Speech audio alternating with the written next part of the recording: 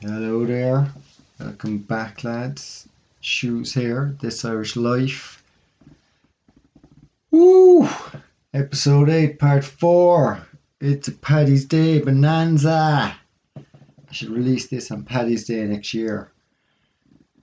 Um, yeah, we've been following the adventures of St. Patrick through Irish mythology, and we have almost reached the end of our tale. We're almost there. And the story's going to sync up with one or two other parts of the story soon enough for a grandiose finish, I hope. I don't know what the finish is yet, but it's going to be great because everything just keeps getting better and better. Just looking at my little, looking at this lad here. All these trees, like all forts, like this is it. Like all the trees here are the forts in these ones. So they put trees down straight away. Like look at all the cathedrals here, like loads of them. So you've got your forts, but your cathedrals are beside them. So I'm just looking at this map again with the Boyne, and it comes around. I can just read them so easily now. But the cathedrals are everywhere. We must have a look at that map again in a moment. It's an epic map with everything that's on it. It's just amazing. Well, I'm thinking that all the trees in this map are the forts. You don't see many mountains over here now. Looking at it, I must say, isn't that interesting now? Isn't that very interesting? What about down in Cork? We've got a couple of mountains down in Cork, but not as many. So this would certainly suggest that it wasn't all at the one time that this happened. Maybe there was like a ransom. It's like give in to us or we'll release your well. It was like no, okay, psh, well released, flooded. Next star. Will you give in to us or we'll release the well? No, next one. Psh, load the well. So I'm gonna have to have a look at that map a bit closer at some stage. This is not a good one to be looking at. So at the ziggurat, but we're not going that way. This fella's coming away. We're going to pick up where we left off, which was down Patrick. We're going to just look at some glass before we leave. We left in a bit of a hurry. Look at these lads here. This is Patrick, and there's a sheep or a llama. Like, is he a giant there? Are these both giants as well? Are these all big people? Big staff? He's got a little sheep in his arm. Tiny, like, is that a full grown sheep? It's not even a sheep, actually. That can't be a sheep. What is that? That is a fawn, is what that is it? A baby deer. Is that a fawn? Interesting. Or is it a lamb? Doesn't look like a lamb. Who's this chap? That's in a glass window. This dude means serious business. Look at the staff. All this stuff covering him. Whew. Like, this is just the detail. And this is on the window. I don't know what it looks like in real life, but this is in glass. They've obviously touched up the face, I'd say. The face looks like it's been touched up. But the wings and everything. Poof, amazing. And then this fella here. Is this Patrick again? Look at the cloak. And this was common. We see this patterning, right? If you look at any statues, especially in graveyards, that are marble statues, so white marble statues, not necessarily even in graveyards, you see them in museums as well, and you've seen them There's random ones. There's one in Tara. They're always associated though with like gravestones for some reason. But they have these intricate patterns on them like this. And these Celtic designs, these knots, Celtic knots. And there's a fierce mythology that goes with those knots. I don't know what it is off the top of my head. But it's like casting and weaving spells and protection. So like this is protecting. I think they protected themselves from spells. Essentially, back in these crazy days. And Patrick was a master magician, master druid. He was a Merrigan, possibly the Milesian, Marduk of the Anunnaki equivalent.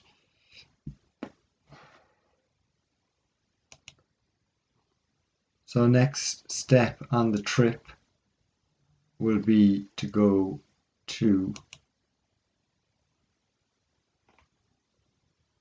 the Mound of Down. I love it. We're going to drive out of here, fly back up, and then we're going to go and we're going to look at the final installment of St. Patrick. And we're going to try to see who is this man?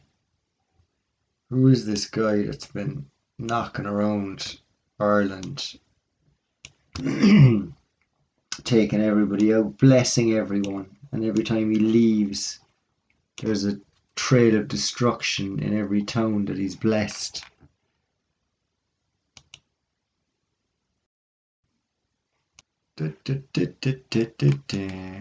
So, St. Patrick's Bell. He had a bell, right? So this is St. Patrick's Bell.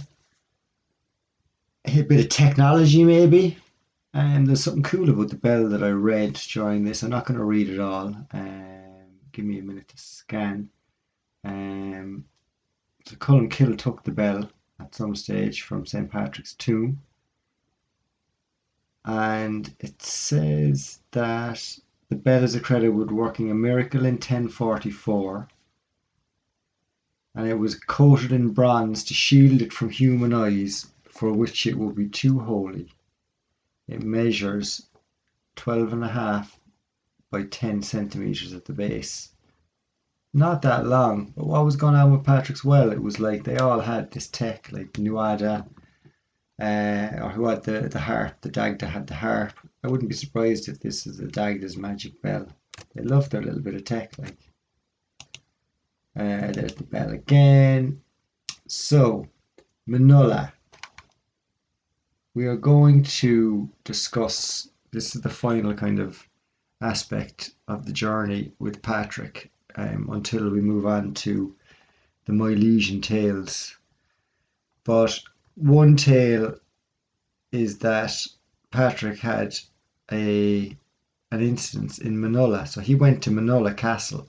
So Manulla is an area in Mayo as well that we've looked at. And I'm assuming now that Manulla is actually a fortification or a mega fort. When I made these, when I was looking at the Manulla River, I hadn't even realised the level of star networks that there was.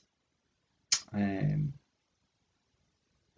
we're going to have a little look at Manulla there in a moment. Let's just see what notes I have on it.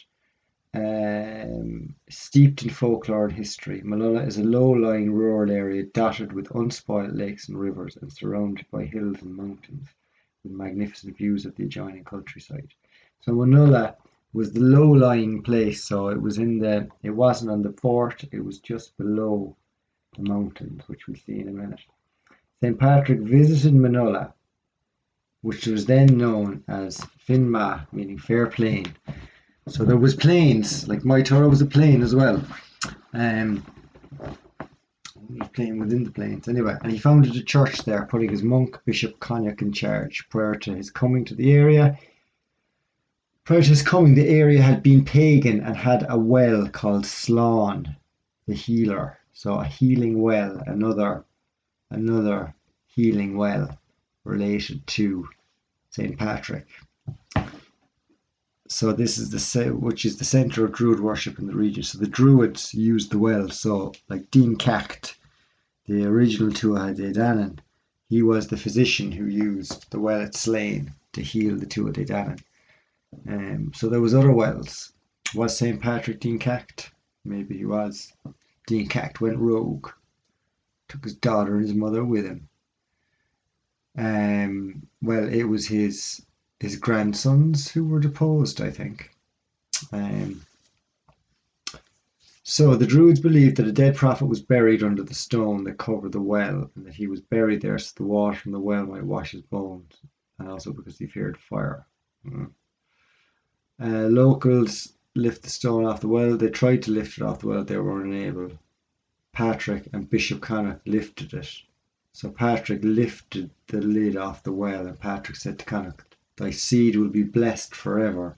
So then he blessed it. The church founded there and became the principal church in the region, and the well was later renamed Patrick's Well. So he's blessing it again. Patrick is blessing more wells, and it just never looked the same after. St. Patrick blessed the Manulla Holy Well. So Manulla, I've got a pin in it here somewhere, and I'm hoping that the pin just brings me there and I don't have to search. It would be nice. Mayo Parks Abbey? No. Manulla.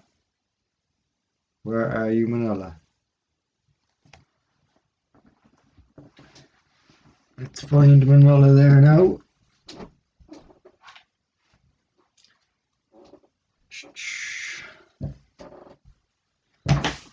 We're going to have to put it into the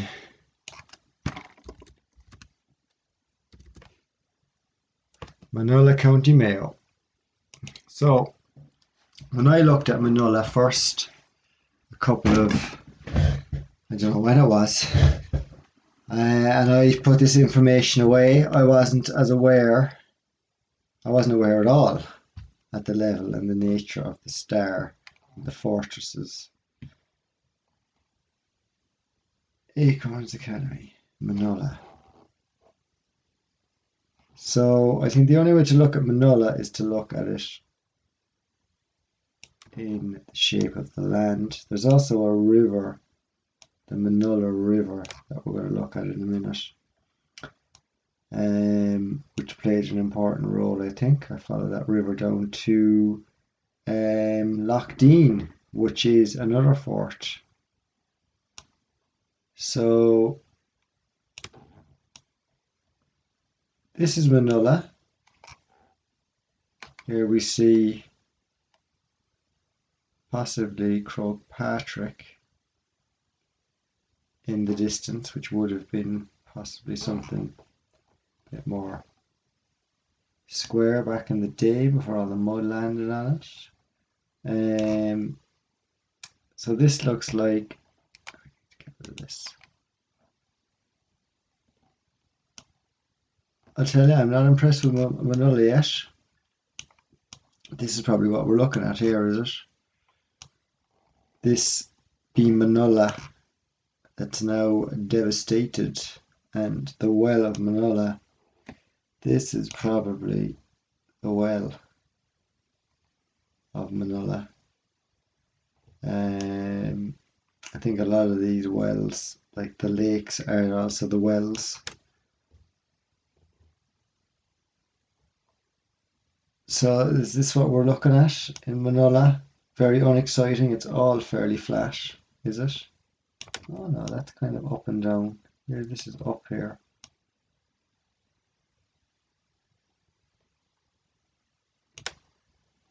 Oopsie doodles.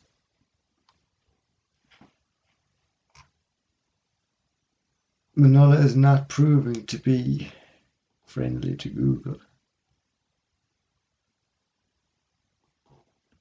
So we are going to pull Manulla over here and fix her up. Meanwhile, you can enjoy the canals. Manulla County Mayo. Briefy House. What is Briefy House? Oh no, it's not. We don't want hotels. We want Manola County Mayo is what we want.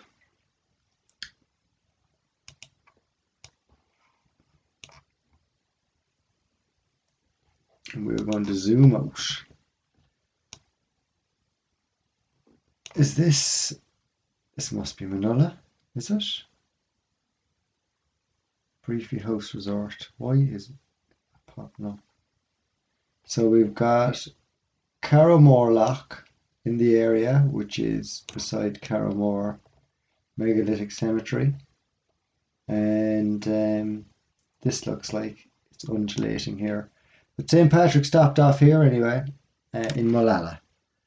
And it seems to be way less exciting than I thought it would be. There is a well in Molalla somewhere. I cannot find it. We will have one look in down here now. This seems to be bending down here. Where's the Molalla River? That will give us the bearing. But I'm definitely thinking that all of these are mud flooded, mud covered.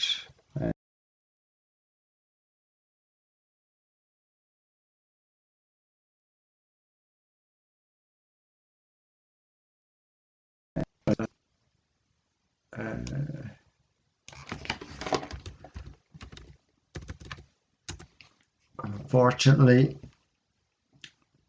you're going to have a couple of technical difficulties when you do it on the fly and you're not really editing. I could be pausing this all day long, but I certainly won't be. Manola Junction. So there's a train line went through Manola as well.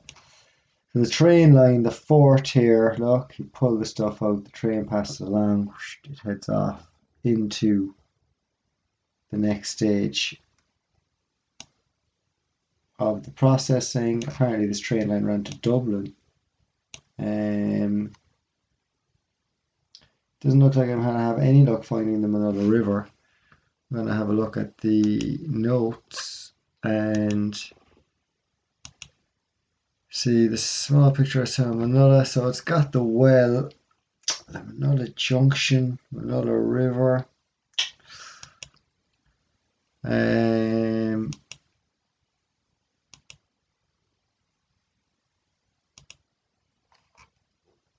I think that the River Manola does not want to be found today. I don't know, does it need to be found? Because what I remember from talking about or looking at it was that I had noticed that there was a trail of destruction along the River Manola. And I had favorited a few places, is what had happened. So I had just noticed that along the river there was quite a bit of destruction, and I think the river ran to this lake here. And we're looking at that lake now with new eyes as well. We're looking at everything with new eyes. So it was all canaled. And I think that even for myself, I think that point's getting laboured now. We can see the landscape, just the way it dips over this way and it dips back that way. Big lakes, and then you've got these gigantic mountains, we call them. So that's the tale of Patrick and what he did in Ireland. He blessed a lot of places, and a lot of places ended up he blessed the wells and then they ended up blocked and full of mud. So that sounds a lot like the Fomorians, that when they dropped all the mud into the wells of the Tuatha De Danann, into the well in Slane. So who was Patrick? Who was he? And that's going to be the next step of the journey. Who was this guy, Patrick? I think that he was an existing character that was already involved in the story. But I also think that he's posed as multiple characters over and over again, which is a theme that I have discussed over and over again.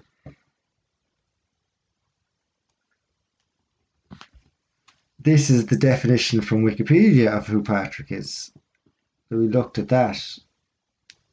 It's his names are given as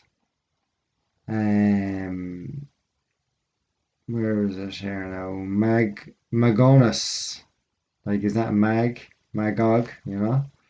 Maun is called Susetus, which is god of war, apparently. Life as Socket is identified by MacNeil as a word of British origin meaning swineherd. So this is what the names, this is all the different variations of the name Patrick. Petroc. Patricus reminds me of Patricus or Patroclus, who was Hercules' best buddy / lover. Reminds me of that. So that's what that's what the stories say. I say, this is what I think. I think that a section of the Normans, or a section who I consider are also the Normans in my mind, are the Tuatha Dé Danann. They are the Fomorians and they are the Firbolgs. They're all the same people.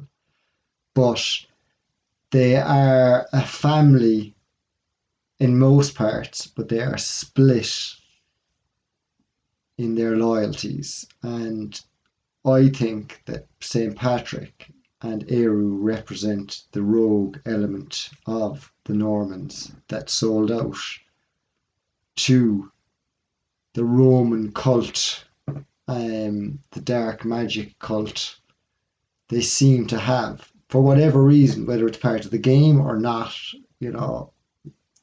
In my mind, that's who I see as St. Patrick and the Romans. They came and they demolished the civilization of the Druids, and the world of magic they demolished, just like they did it all over the world. So I think that St. Patrick was of the same tales as the invasion of the Milesians. And I think that the Milesians are probably the same as the Tuatha Dé Danann, Day One. And they could be the same as the war with the Fomorians. It could all just be the one, like there could have been one battle. Like I get the feeling in these, like when this war happened, I think it happened. I think that I have the feeling that most of it happened together. So the Milesians were the last invaders of Ireland. I'll read this a little bit. The last mythical invaders of Ireland and the true Gaelic people of Ireland. Let's remember also that the Fir Bolg is the Fir Gowlin, the Fir Galone, and that's also linking back to the Gaelic people. So the Milesians and the Fir Bolg are immediately linked. Shortly after their arrival, they met three sisters, all goddesses of the land. So this is where the story gets interesting. Again, each of the daughters asked that the island be called after her. The sorceress Banba made her demand from the top of her favourite mountain, her favourite fortress, and so her favourite well, and so did Fowla, when the invaders approached her mountain. Finally the Milesians met the glorious Eru, who greeted them at the sacred mountain of Ishnach. She made the same demand as her sisters, but she promised more than Banba and Fowla did. So Eru made a bargain with the Milesians. She made a bargain with the Milesians. Eru and the Milesians made an agreement at Ishnok, sacred mountain of Eru. And Ishnok is a place that we're going to be finishing our journey in this series, because it is the meeting place of Ireland. It is the navel of the world, the Axis Mundi, and it has a place of some significance, apparently.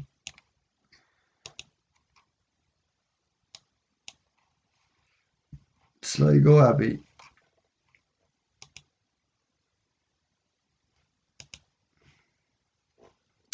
We're not looking at any more abbeys right now. A bit more about Manola there again. So not to be bouncing too far away from the Milesians, we're going to go back to them again, but we've got a bit more on Manola. I might shed some light on why it was more interesting. So Patrick and the bishop they opened the top of the well, and that's the same little bit that I had read earlier. They opened the well. Strokestown, County Roscommon. It's got the second widest street in Ireland, and Strokestown Park's house, an 18th century mansion with the longest herbaceous border in Ireland. Bellanamullia and Bellanamully. I've got Strokestown on here actually.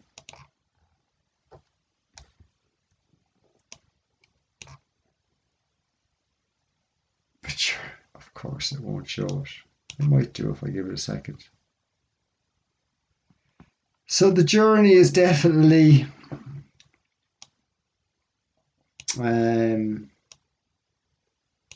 it's coming to its end. We've investigated all of the battles that we can, really.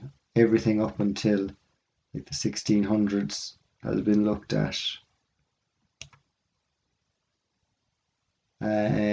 Like this, looking at the Milesians and Patrick is going to be kind of the final piece of the invasion story. And I think what we're probably going to find, strokes down here, Ishnok, that's Ishnok. So we're going to look at that in a moment. And I think what we're going to find is that we're going to find that there was some infighting, and then there was an all-out ending, master stroke, blessing everyone. Everybody got blessed. Strokes down.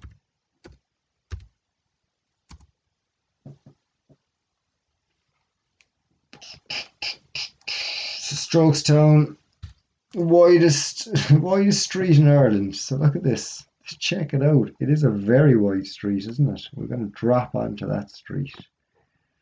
Now there's an activity.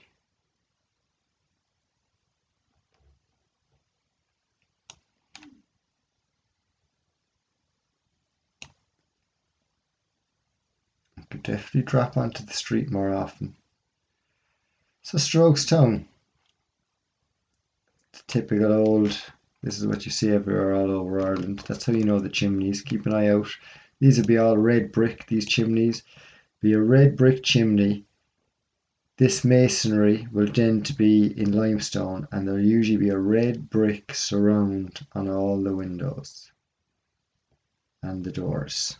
And these are nearly all mud flooders as well. Look at the distance. So this is very wide. So this could have well been just the full canal, and maybe they never dug it out. Do you know? So maybe there was a canal running through here. Very wide, isn't it? Very wide. I saw an epic mansion there, which is, I think, Y. We're going to Strokestown. Look at this place here. So you're thinking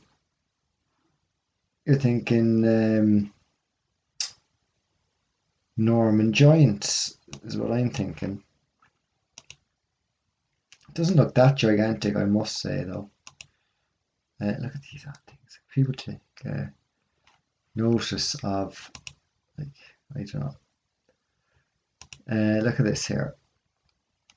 This is very common. We've got columns. And this is all here. You've got your windows in the ground, which you can see. But sure, of course, look. Of course, the building is covered in dirt. Sure, there was loads of dirt spread over everything. It's without question now.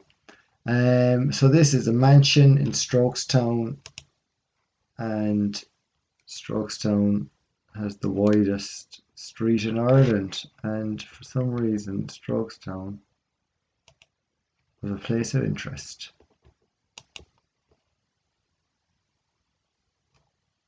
Let's fly out of here, and I think we're pretty close to a finish.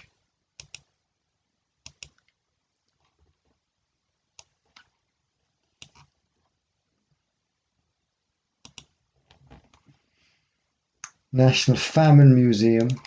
What a depressing museum that is. Strokestown Garden as a house. So Strokestown, just to get a bit of bearings, has a... So this is the edge. So this is the river of Strokestown. And as we can see, the patterning. Strokestown Golf Club then. Sure, that's probably tiered up. Anyway, we're not looking at the landscapes anymore. We've enough of looking at landscapes now, I think. I think we know what's under there. We'll be going googly-eyed, so let's have a look. What is interesting that we can look about and finish off on? This map here has a huge amount of trees in it. I think that these are all the wells. I think that all the trees on this map, if you counted all the trees, I'd say that's how many forts you've got.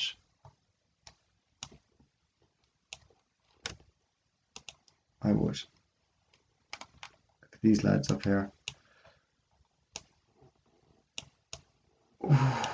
So up here we have Pan, the goat, playing the pipes. So he's involved in the Irish tale. We have Hermes, or Mercury, sometimes equated with Lugh, Lavada. He's looking down. Get this lady here. I presume she's Eru or Banba. Same here. Maybe the mother goddess. Maybe you've got the son, the mother, the sister, and grandson. Is that who's looking down here? And you've got some cherubs working overtime, flying around with their little angel wings. Fascinating little picture. Absolutely fascinating. Tory Island, where Balor from the Tuatha Danann came from. So we're going to pull up another map there now just quickly. Boyle. Down here is where we were in Strokestown. So this is Strokestown. Let's have a look here. Now this will be a nice little exercise for a moment. Quick break from Patrick and his journeys, because St. Patrick obviously went everywhere. There was nowhere he didn't seem to go.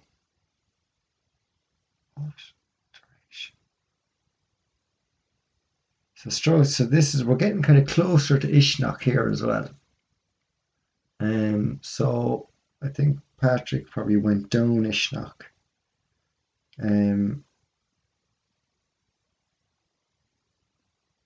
Down the river to Ishnok.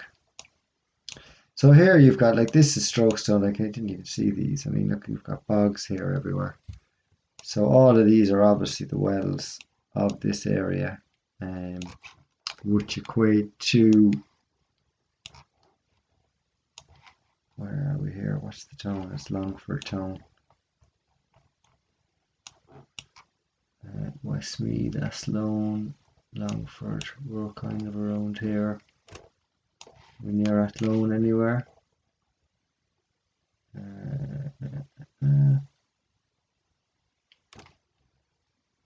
What's that? Here's Ishnock Hill. So we're getting very close to Ishnock here. So Ishnock, this is the centre of Ireland. This is where Eru, the goddess of Ireland, this is her where she's buried. This is her spot. It's the central place of Ireland. It's the main well of Ireland. It's probably where all the original rivers of Ireland came from, probably. We're looking over here and we're trying to find where it is on this map.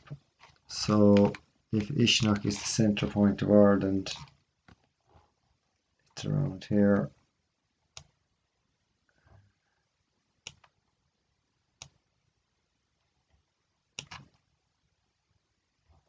Anyway, we're not going to spend our time looking at all of that. So here is the fort, here is the wells close to Ishnock, and we're going to make our way over to Ishnock there in a minute. And before we do, I'm going to pull up another map. I'll pause it for a sec. So we got this map here, and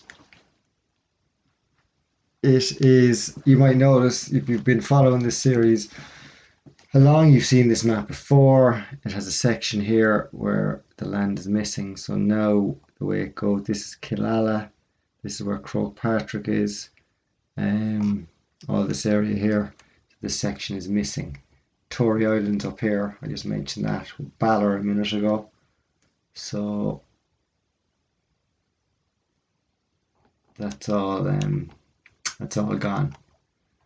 And the reason I wanted to pull this map up was because the resolution is decent enough to be able to see what kind of devastation there was around the place at the time. And when we're trying to piece it together, we're seeing like this is Lough Arrow, Lough Key, and you have the mounds here. You have a couple of cathedrals that are still standing in the plain. There's plenty here that are still standing. You don't really seem to have any mounds. So down here to the left, like this looks like probably Boyle Cathedral. So these are all still standing. Also over here we see some mounds, but we don't see loads and loads of mounds. Over in Galway then, like this is Lough Corrib here. This is the top of Lough Corrib, and over this direction in Lough Corrib nowadays, over here, this is littered, absolutely littered with just splodge. And this area here is also littered, all down here, also littered with absolute splodge. So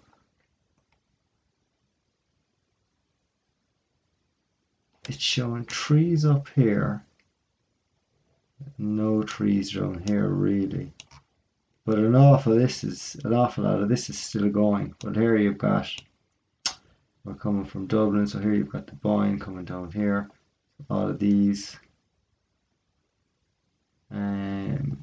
I'm just trying to get a feeling here of how many forts were buried, how many aren't. Like over here, this looks quite fine. This looks like it's doing okay. Like maybe these big ones, or the big ones, like these fellas here, maybe that's the big forts, like maybe that's them. They're as big as mountains. So maybe there's a good reason they're as big as mountains. Maybe these are like actual size. That one's buried, that one's buried, that one's buried. This one isn't buried. Do you know that kind of way? Is that what we're looking at here? Like you've got loads of them here. These aren't buried, but they are now. I mean, we're going to just zoom out.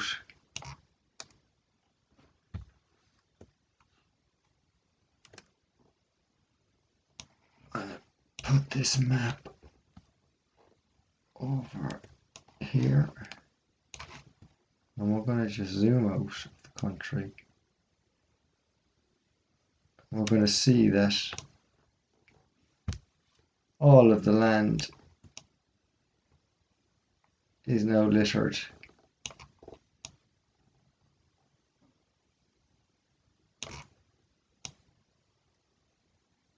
Apologies.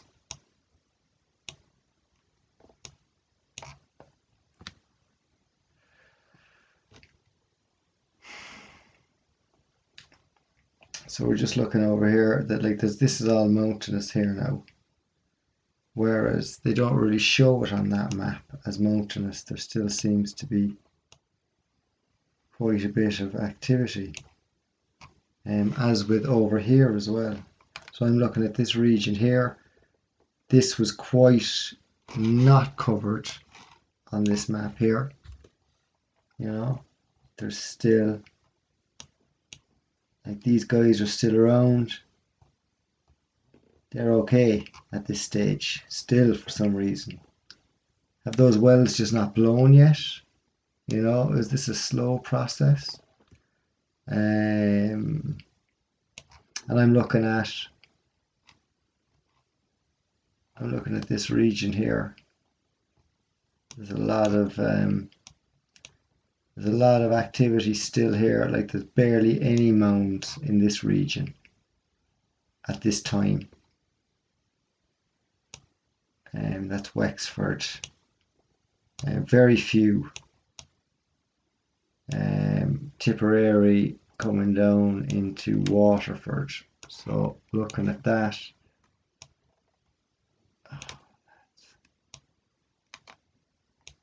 Coming down to Waterford, I mean, like here, that's kind of Carlow direction, and like now what you're looking at is you're seeing the they're all covered now. It's all covered. All of these were those big red splotches.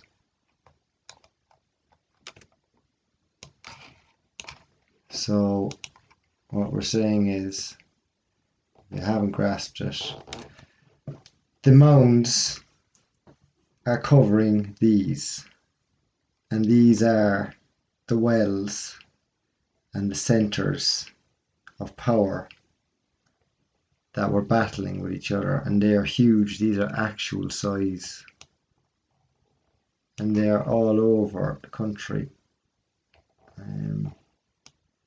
So is that what we were looking at?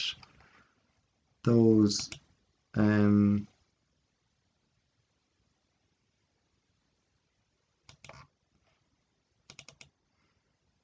cathedrals,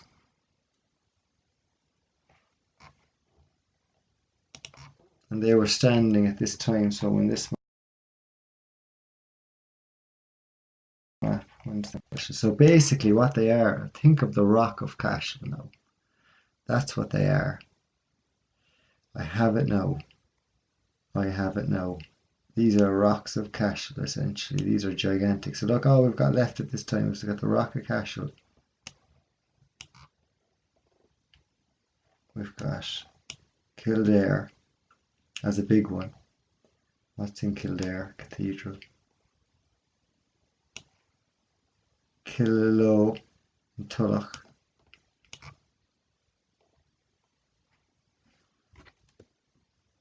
We're going to have to look at the Rock of Cashel now as well, I think, because that's where Patrick went to. We've got one in the mountains here, still surviving.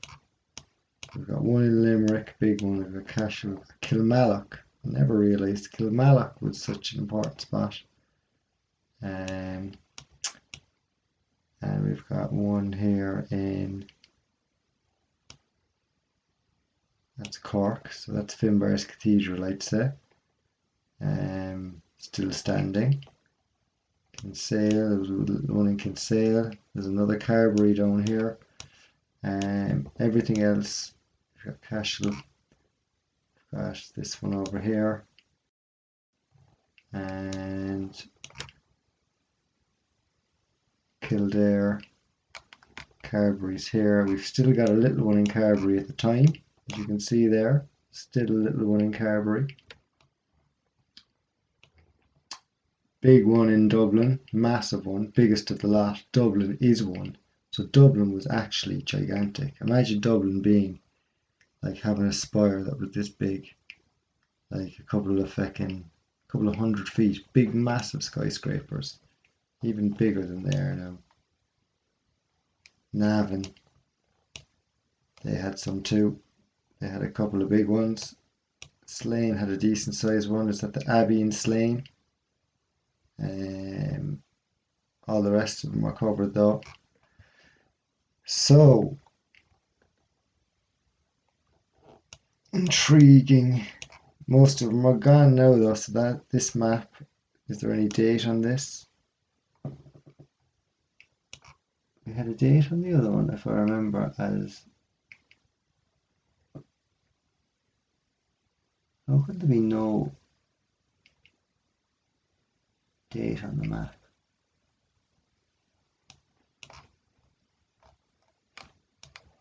Here is it.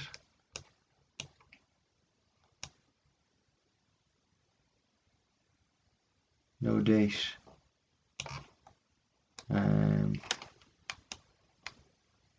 1600s it says up on my...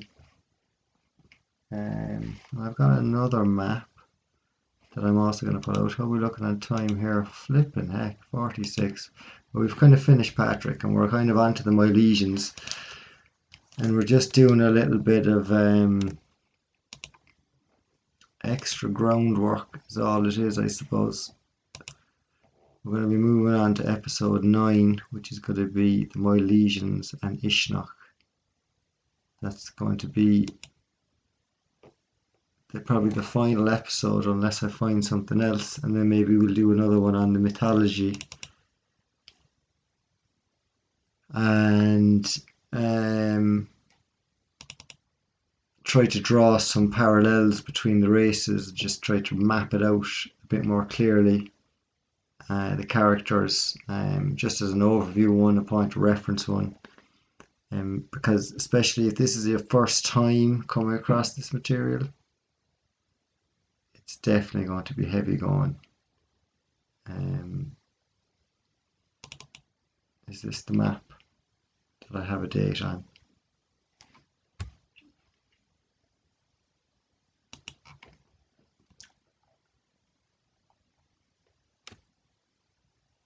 Another resolution. This is the same as the one we just looked at, I think. It's very similar anyway. Although this one seems to have an awful lot on it. This looks like the first one we looked at. So there's still a lot of fortresses not covered at this time, whenever it was. It's the 17th century Hibernian Map of Ireland by William Candom and the City Plan of Limerick. So 1600s, they were still dumping shite on top of cities. Interesting. Very interesting indeed. Okay. So I think there is a suitable finish for St. Patrick. We might pick a cathedral there, I think, before we go and have a look inside. It would be a nice way to finish. There's plenty to choose from. Let me check my running order, see what's left. St. Patrick and Uisneach. So where is the cathedral that's closest to Uisneach? So Uisneach, it's the centre of Ireland and considered the most sacred place of Ireland. And Lug La Vada is said to be buried there. So when we say buried, do we mean covered in mud?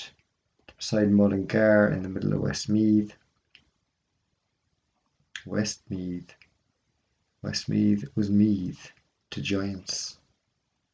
Let's have a look on that other map and see where. So it's beside Mullingar, just to the left of Mullingar. And Uisneach, as you can imagine, is a gigantic fort. It's a big hill. It's a big, huge hill, and it's a big, huge fortress. and it's the middle well of Ireland. It's a big, huge star well, is what it is, as you can imagine. And Patrick went there to bargain with Eru of the Tuatha De Danann. So, Uisneach.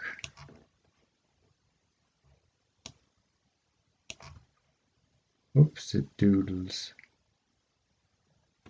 There we go. Right. Uisneach. Let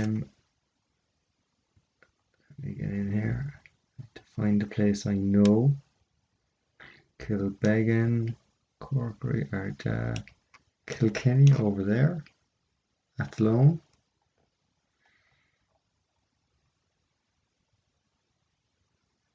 Must be up here.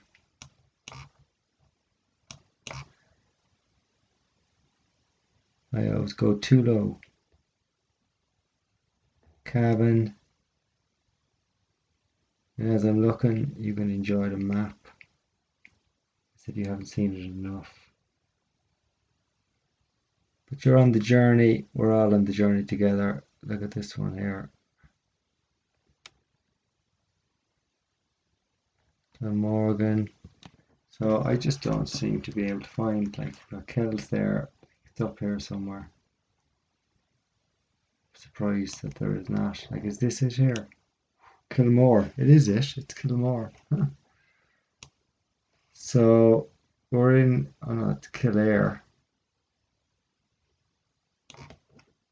Kilmore. It's in Cavan. You're probably looking at this screaming at me saying, I can see Mullingar right in front of you. Castle Rangan. Sounds to me like Castle Rangan. So what we're going to do is we're going to do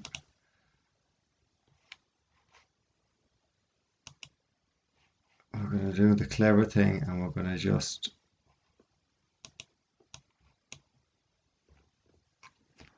go Cathedral Uisneach.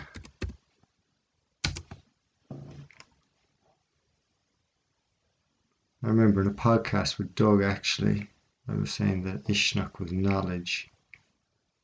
It's not. Can't remember what knowledge is now again. Aigna, is it? List of cathedrals in Ireland. We're going to have a list of cathedrals in Ireland here. And I'm going to find some that are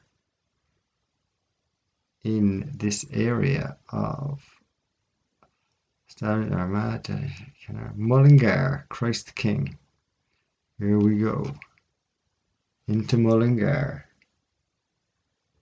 Where's Mullingar? So this is Mullingar here. And we're going to go into Christ the King Cathedral, which will probably pop up in the center here somewhere. So this is the town of Mullingar.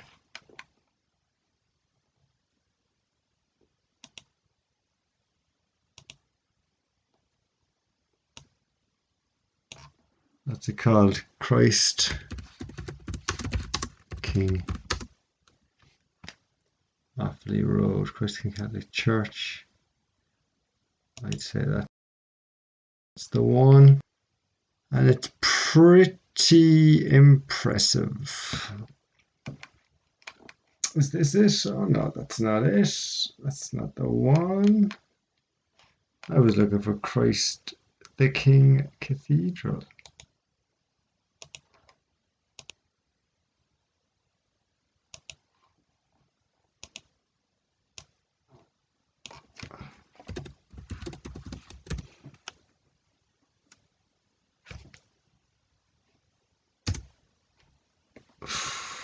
If this brings me over to America now, I will not be happy. Is this it? So this video is coming to an end. I'm trying to find a cathedral first to pop in and look at. Here it is. Just to end on, because I think it's nice to end on the cathedrals. We spent so much time looking at the green. And the series is coming to an end. I think there's enough been done. We've followed the journeys. I think we've uncovered the land. We've figured out what's going on. Look at this majestic, like this cathedral here. Christ the King Cathedral. Whew. You've got your angels. Is this the original art? You know, could very well be. I mean, they loved a bit of art. I know that a lot of researchers talk about. Are we 55? A lot of researchers talk about. Look at that flooring. They talk about everything being redone, but I'm not sure everything was redone. I think this could well have been the way it was. Majestic, big buildings with, like, look at these little dudes. Like, what was going on in these little things? This here, like, if it was all, if you could animate these things, if you could animate, like, imagine that now, that was swishing. Whoosh. Imagine those were actually alive at the time somehow. Same with this, like, this was like almost like a portal, like swishing in front of you. It wasn't maybe solid. Maybe you could flick a switch and everything would turn into this different form. These mosaics, are they old? Are they new? They're definitely intricate enough to be attributed to a beautiful society. Look at Christ the King then. Is that St. Patrick? Is it the same guy? And a couple of those. So we often see these two, whatever these are. Maybe they're with healing. But with that anyway, I think we're going to end our journey of St. Patrick and his journeys in Ireland. We're going to call it there. It's been an epic journey, and St. Patrick, I think there's more tales to tell in episode 9, where we're going to talk about the Milesians, and we're going to dig into the final tale of how Ireland came into the hands of the Catholic Church. So I hope you enjoyed it, and think happy thoughts, think good thoughts, and enjoy yourselves. Just make the best of it. Make the best of it. Thanks, lads. See you again.